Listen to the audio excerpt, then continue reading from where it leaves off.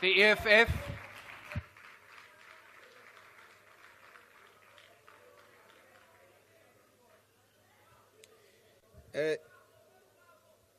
Thank you very much, House Chair.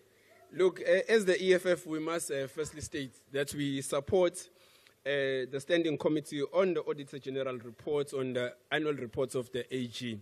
But we do give our support with some reservation. And one of our reservations that really makes us accountable, that makes us uncomfortable, is the fact that the firm that audits the AG is just one firm, as if it's the only firm that exists in South Africa that can audit the AG. There's really no rotation in terms of this firm that is used to audit the AG. And we believe that the AG should know better. So there must be rotation so that we are ensured that even the office of the AG is accountable. We are also equally concerned, the House Chair, about the audit outcomes that are really not a true reflection of what is happening in the ground. I mean, we do celebrate clean audit outcomes, which are good, for accountability and to curb corruption. But a clean audit outcome does not necessarily mean that the services delivered on the ground. And that for us is a concern, because we then need to go and explain to our people that such and such municipality is receiving clean audit outcomes year in and year out. But if you look at the state of affairs of that municipality, does not reflect a municipality that is performing. So when we read these audit outcomes, they give an impression that things are improving.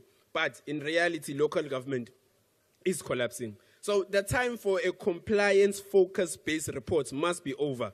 We must have a new type of report that tells us whether the government money is really being spent and whether it is used for service delivery.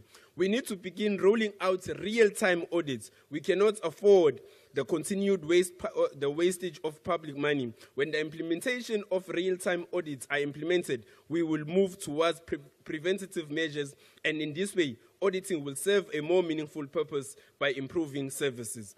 Now, lastly, Chair, we must find a way to address the challenges of unpaid audit debits. Many government departments, municipalities, and state-owned entities still owe the AG up until today. So we need to take a decisive step to appropriate all the monies that are owed to the AGs directly from the National Revenue Fund. Let us find the most sustainable funding model for the AG so that we capacitate the AG to continue to do her work effectively. Thank you very much. Thank you. The IFP.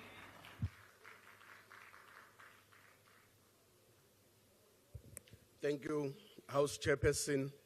The IFP notes with approval the strides made by the AG under the hashtag Culture Shift 2030 strategy to transform the public sector into the characterized by performance, accountability, and ethical governance. The focus on material irregularities and the enforcement mechanisms that have recovered significant public funds demonstrate the AG's commitment to rooting out financial mismanagement and corruption.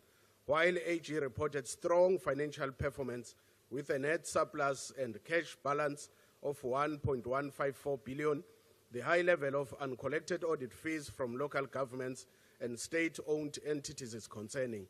We urge AG to strengthen debt recovery and work with the National Treasury on sustainable solutions.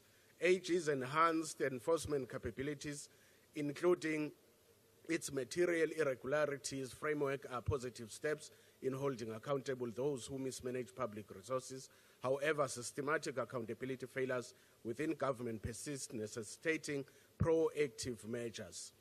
Additionally, improving communication with auditees will reinforce the impact of audit findings. The IFP acknowledges AG's vital role in promoting governance and accountability. In consideration of the recommendations made, the IFP accepts the report. I thank you.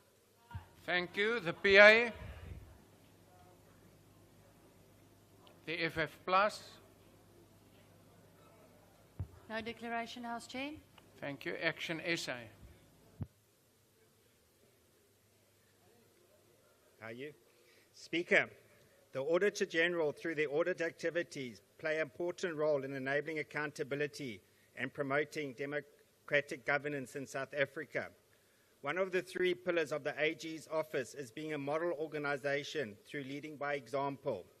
As Action SA, we are of the view that the Auditor General has 100% delivered on this pillar and is one of the few state entities that we as a country can be extremely proud of.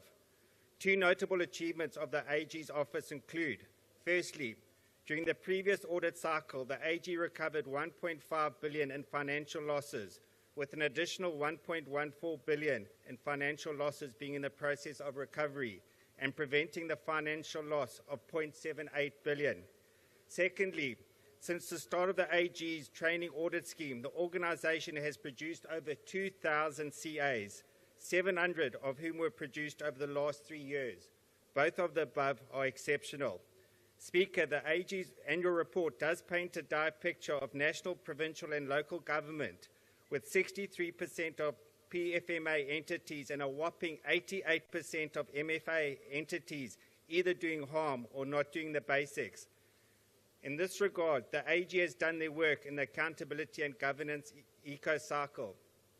Unfortunately, as Action SA, we believe that Parliament has and continues to fail in the oversight responsibilities, and as such, despite the excellent work of the AG, we continue to have failing public entities across national, provincial and local government.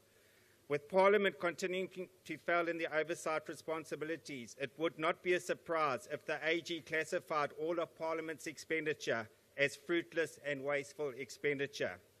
Speaker, Action SA applauds the work of the AG. It's time for Parliament to do its bit. South Africans deserve better. I thank you. Thank